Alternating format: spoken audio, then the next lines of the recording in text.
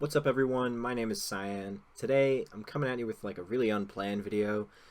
I hadn't intended to talk about this topic at all. I was kind of back and forth on it, and honestly it's a really stupid thing that was the straw that broke the camel's back. But today we're going to talk about Paladins and how I believe it's on a slippery slope, degrading in quality as time goes on. Paladins, for those who aren't aware, is a hero-based FPS, much in the same vein as Overwatch. It's drawn a lot of comparisons and criticism for copying Overwatch. I'm not in that camp, though. I don't believe that Paladins is any kind of a copy.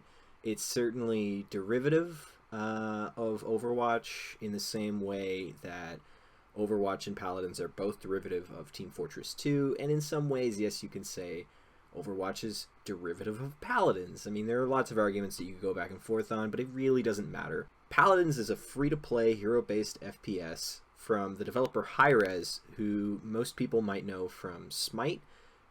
Smite is their major production to date. They've also done Tribes Ascend and an MMO called Global Agenda back in the day.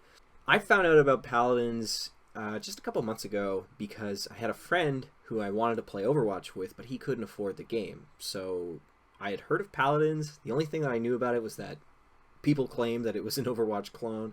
So I said, hey, let's download Paladins. Come on. Downloaded the game, got into it, actually found that there was a lot going on that was very different from Overwatch. It was far from a clone. Because of the card loadout system and the in-match item system, I felt like Paladins has a chance to become the Dota to Overwatch's League of Legends, if you know what I mean. Paladins could be to Overwatch as Dota is to League of Legends. That kind of sense. I actually liked the game and saw enough potential in the game to include it in an article that I wrote for Esports Heaven talking about esports titles that could rise this year in 2017. And it's because of that stance that I took that I feel like I can speak out now, and that maybe I should speak out now. The direction that HiRez as a studio is taking Paladins is beyond disappointing, and it's no longer something that I can sit back and say, oh well, they're in a beta phase, some leeway needs to be granted. Let me run down the list of problems that I have in my mind with the game, starting from lesser importance and ramping up as we go along. So here we are in Paladins. I just want to walk you through a little bit of the game and just establish what it is. In the top right, you see there are currently two currencies. There's gold, which is the free-to-play currency that you just get by playing, and then there are crystals, which are also available to get through daily quests sometimes, but generally that's the currency that you have to pay for. Champions are unlocked through gold unless you buy the Founders Pack, which I did. And then when you get into the characters themselves, there are different cosmetics that you can equip to your characters, and every character has a set of cards that alter the abilities of the character that you can equip. They all do different things, and they change the way that the character plays a little bit, much in the same vein as perhaps equipping a weapon to different characters in Team Fortress 2.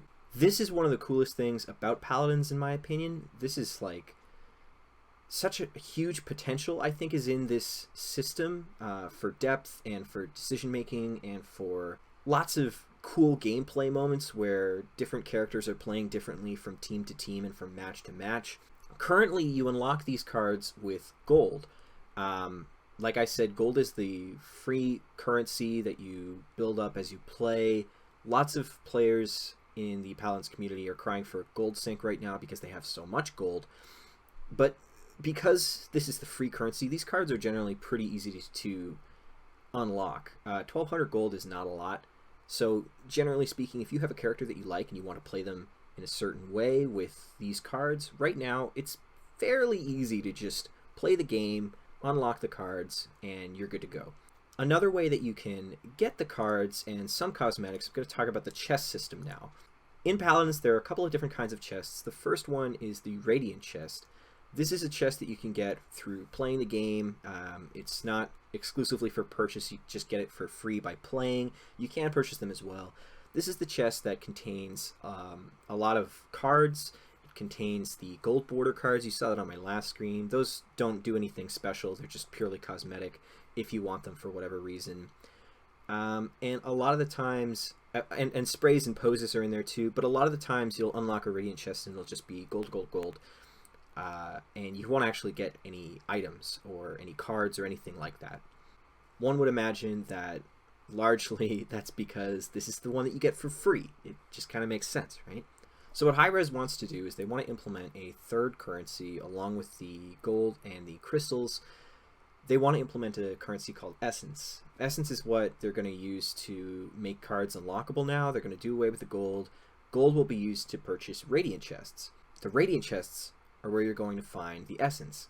There will still be cards in the radiant chest. There will still be sprays. There will still be like the gold border cards that you see here.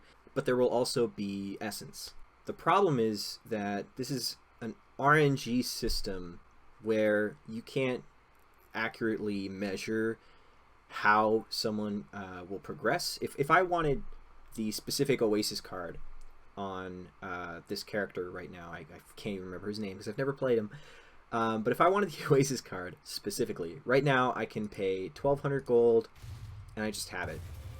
But if I want a specific card with a system that relies entirely on RNG, that's pretty damaging. That could potentially take a long time because there's no guarantee that I'm unlocking chests that have essence. Even if I'm sinking all of my gold into it, I mean, you never know. It's impossible to know 100% that someone will get the thing that they want in a timely manner. Right now, this is a pretty cool system. This is a nice, easy way for people to access the gameplay style for a specific character that they want to play. If you put Essence as the way to unlock these cards and you make it a system that's only, if you make Essence only a currency that's available in the chests, well, now it's just a grind-a-thon. You're just grinding out to get the gold, to pay for the chest, to unlock the chest. Yeah, that's a gold sink, but like, at what cost, HiRez? At what cost? Problem number 2 is one that maybe a lot of people will disagree with me putting ahead of the essence issue. Honestly, I consider this one to be more problematic. There are some skins and some costume elements in Paladins that are exclusive to chests. And as you see here, there are lots of different cosmetic options for any given character. You can customize what's on their head. You can customize the costume that they're wearing, the weapon that they have in their hand, their emote, etc., so on and so forth. So right now we're looking at the character Ying, who's a healer. I like playing Ying from time to time.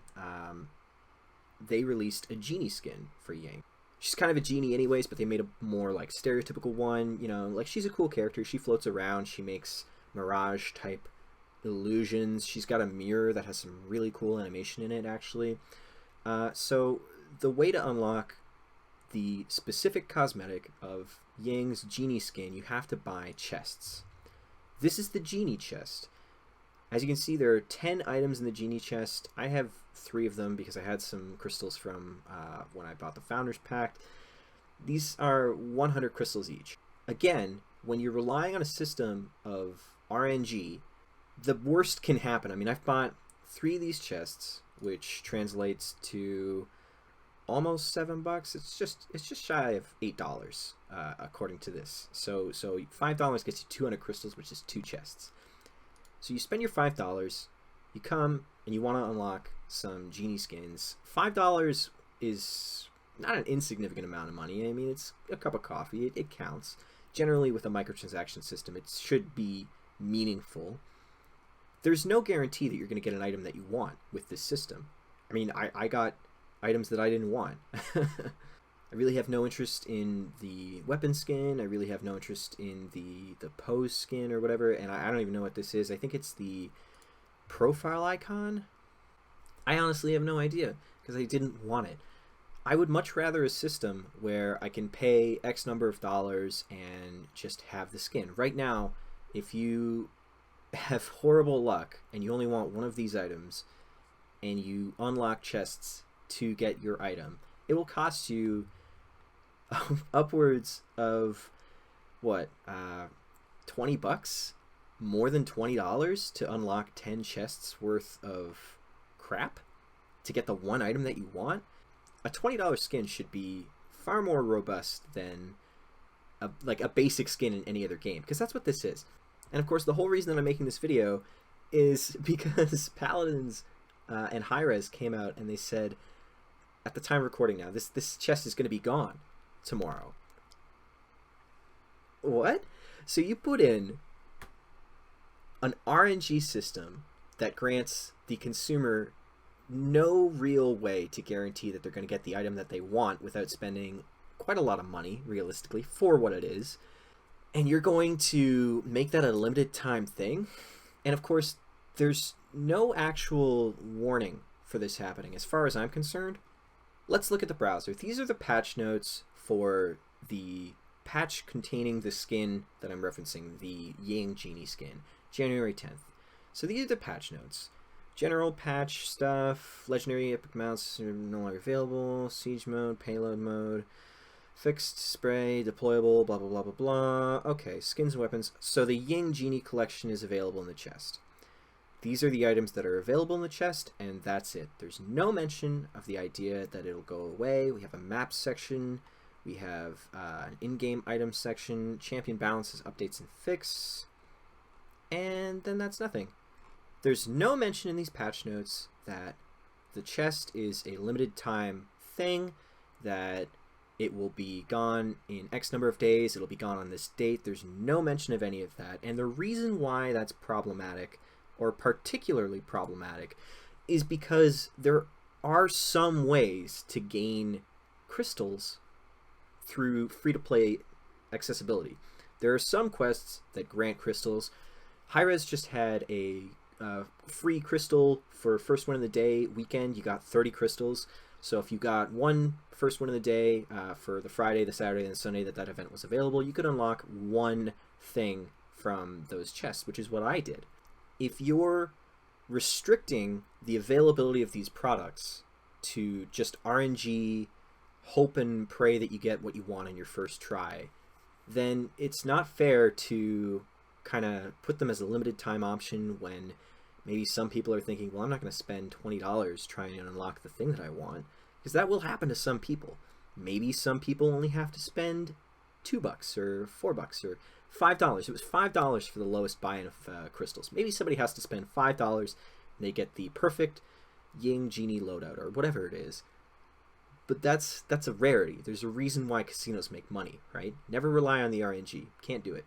I have an enormous problem with the concept of an RNG chest system giving skins. I know that's the way that Team Fortress 2 does it, but Team Fortress 2 also has a crafting system where you can craft the cosmetic items that you want, or potentially RNG into the cosmetic items that you want through free crafting. Team Fortress 2 is also very, very old at this point, and perhaps we shouldn't be using Team Fortress 2's monetization as an excuse to why this is happening now in 2017. God bless Team Fortress 2. I love that game to death, but it did not have a good item system for cosmetics. Right now I'm back in Paladins in-game. I'm in the shooting range, and I want to talk about the biggest problem that I have with Paladins. There's an enormous problem with the hitboxes in this game. It's 9 kinds of ridiculous, and the fact that it's not been fixed is not just disappointing, but it's disconcerting. This is the sniper character in Paladins, Kinessa. You can equate her to Widowmaker or Sniper in TF2, of course. It's a hit scan rifle. It shoots where you point it. So these characters in the shooting range, as far as I know, and I've never read anything to say the contrary, these characters are the same models that you'll get in an actual game of Paladins. It's the same hitboxes. It's the same size characters, of course. This is exactly what you get when you want to play a game of Paladins. And of course, they die when you shoot them. Just the same way. They have the same health pool, everything like that. It's all just the same. It's just ported from the direct game. So the problem is that I can point in an area where there's no part of the character, and I'm going to get a hit. I was not hovering over this character's leg. I was not. I just wasn't. There's no way to say anything otherwise. And it's all around them. I mean, it's ridiculous. It's not any one character. All of them seem... Well, maybe her hand got in the way there. Let's give the benefit of the doubt. Oh, that's awfully weird. Let's look at the big boy here. He's got his gun coming out. Oh, well, that's weird. That's the opposite problem, isn't it? It's kind of in his gun here, but it doesn't seem like I shoot him no matter what. And of course, there's the weapon marks. It's going right through. I was pointing directly at him. But then somehow, when you're shooting him between the legs in the middle of the ground, it still registers a hit. The hitboxes for the characters in this game are massive compared to the actual character models. This is not just a very frustrating problem. I can't tell you how many moments I've had where I'm watching the kill cam and I'm standing something like this, where there's no way I should be hit. I'm trying to do my peek out, and I die about here, and then I go and I look at the kill cam, and the person's shot like with this kind of visibility. There's no way that I should be dying to some of these shots, but the hitboxes are so large, anything can happen. Now, when I first started playing Paladins, I really did assume that this was a known problem, that surely HiRez would patch that as soon as possible. There's no way, right? But no, I've been through a few patches now in my time paying attention to this game, and I mean, here we are. I just showed you that it's still a problem. Not only that, but I haven't read any literature. I haven't heard any HiRez employees talking about the idea that this is a problem, or that they know that this is a problem that exists. I mean, they must know. People are posting about it on the forums and on Reddit. I don't know. I've even seen some people argue in favor of this because it makes it a little easier. It means that bad aim is rewarded. I don't have to actually have my aim reticule over a character if I want to kill them. I mean, look at that. I'm not even close there. I'm not even close. And once again, this is a hit scan weapon. This goes exactly where I want it to. This shoots exactly where I'm pointing it. That's right where I had it. That's right where I had it again. Right where I had it, etc., so on and so forth.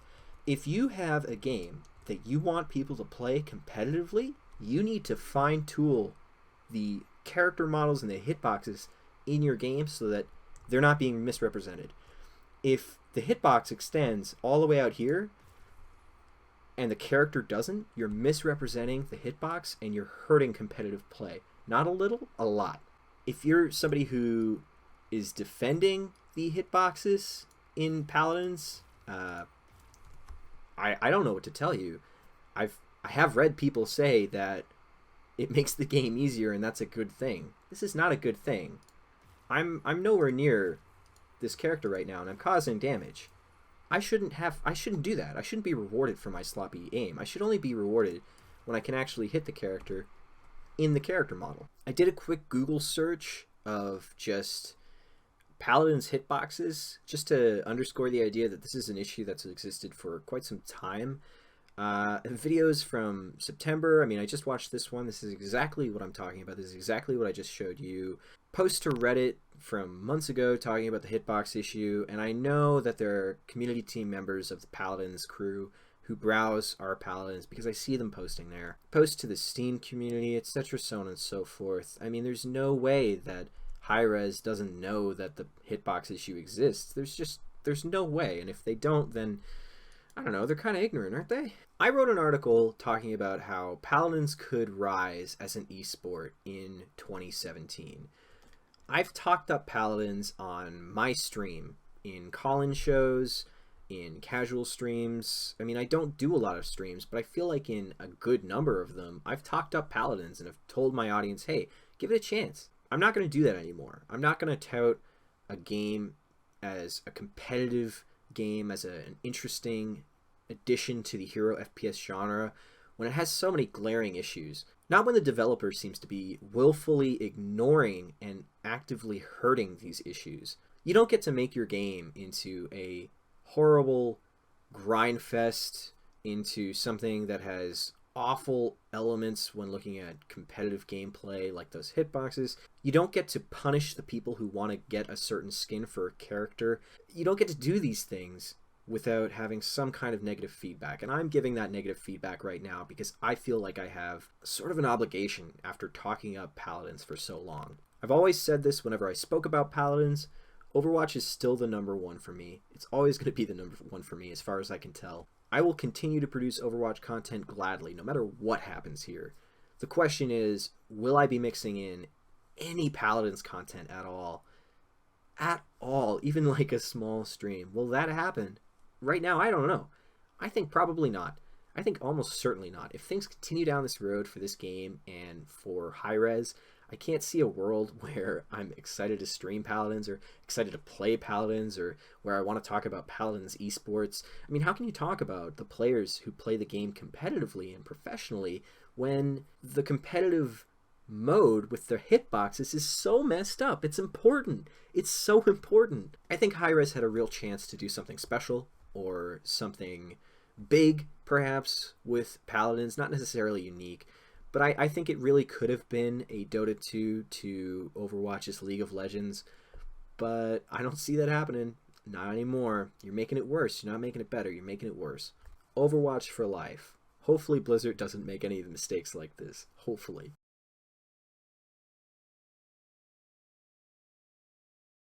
Also, how can you not love Blizzard? They made StarCraft 2, and that's the best video game that's ever been made in the history of mankind.